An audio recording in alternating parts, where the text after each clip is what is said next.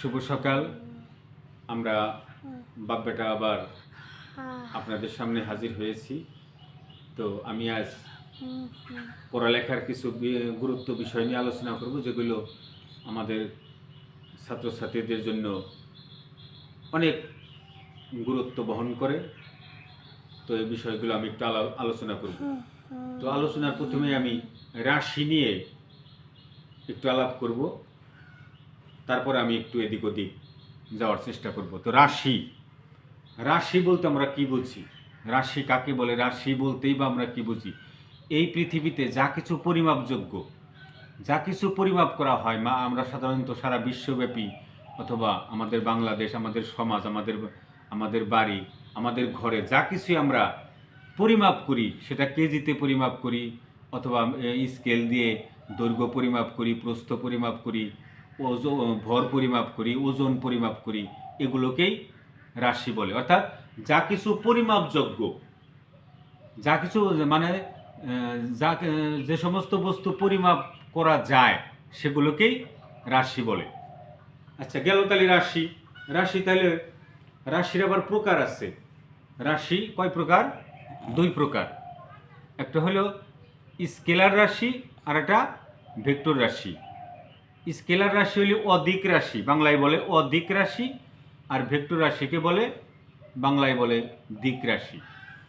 আচ্ছা, অধিক রাশি বলতে কি বোঝায়? যে সমস্ত রাশি পরিমাপ করতে গেলে শুধু মান জানলেই হয়, দিক জানার প্রয়োজন হয় না।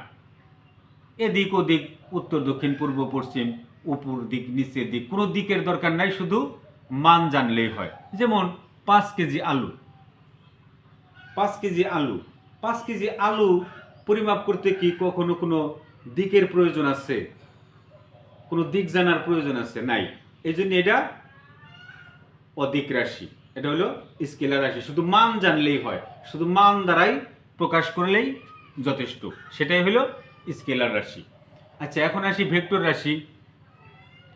যে রাশি পরিমাপ করতে গেলে মান এবং দিক উভয়ই লাগবে, তাকেই বলে ভেক্টর রাশি।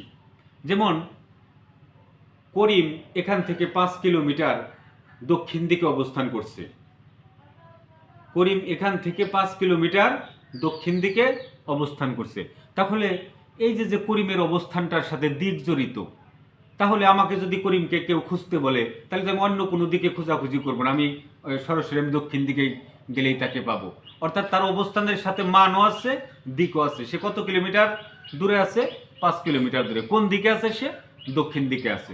এই যে দিক জড়িত, সংক্ষেপে আমি একটু বোঝাচ্ছি, এটাই হলো ভেক্টর রাশি। তাহলে যে রাশি পরিমাপ করতে গেলে মান ও দিক উভয় লাগে, তাকে ভেক্টর রাশি বলে। আচ্ছা, তারপর আসি, গেল তাহলে রাশি গেল, স্কেলার রাশির প্রকারভেদ গেল, স্কেলার রাশি গেল, ভেক্টর রাশি গেল। আর সবচেয়ে আরও একটু গুরুত্বপূর্ণ হলো, আমরা তো ক্লাসটা অনেক বড় হয়ে যাচ্ছে, তো আজ এ পর্যন্তই। আমি অন্য একটা ক্লাসে আবার অন্য কিছু নিয়ে আলোচনা করব।